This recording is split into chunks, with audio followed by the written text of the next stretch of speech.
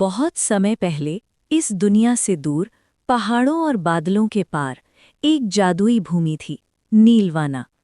पास ही एक छोटा सा गांव था, चंद्रपुर।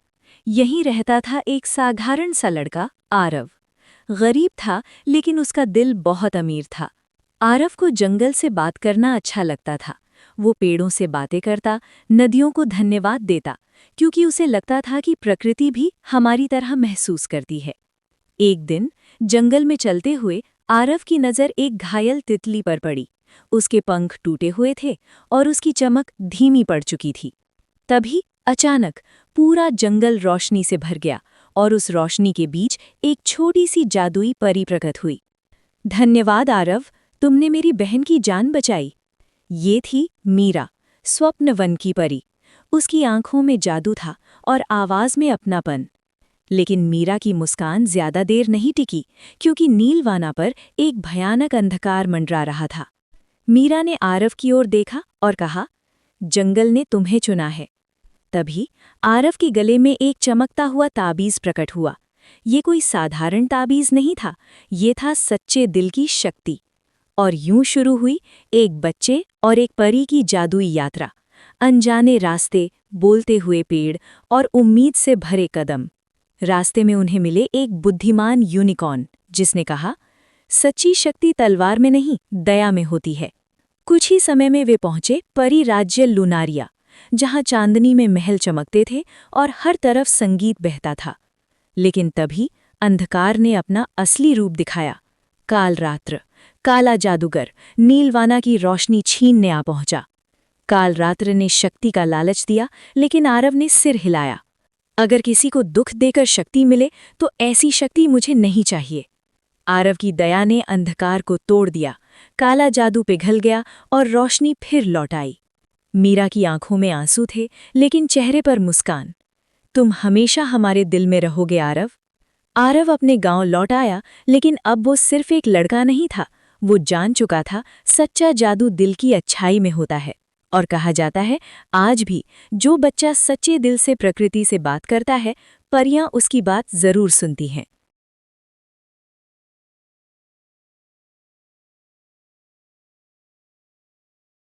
काल रात के अंधकार के अंत के बाद नीलवाना में शांति लौट आई थी। स्वप्न वन फिर से चमकने लगा था। नदियां मधुर स्वर में बह रही थी और परियां मुस्कुराकर आकाश में उड़ने लगी थीं। लेकिन जादुई दुनिया में शांति कभी स्थायी नहीं होती। ठीक इतने में अध्याय 2, समय ग्रंथ का संकेत। परी राज्य लुनारिया की सबसे पुरानी पुस्तक, समय ग्रंथ, अचानक अपने पन्ने खुद ब खुद पलटने लगी। ये संकेत अच्छा नहीं है, कोई नई शक्ति जाग रही है। उसी रात मानव संसार में, चंद्रपुर गांव में, आरव गहरी नींद में सो रहा था। तभी उसका सपना बदल गया। एक टूटा हुआ चांद, काले आसमान में तैरती परछाइयाँ।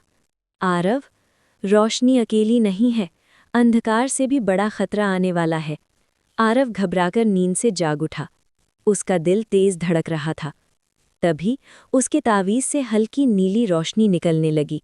अचानक खिड़की से चांदनी अंदर आई और उसी रोशनी से मीरा प्रकट हुई।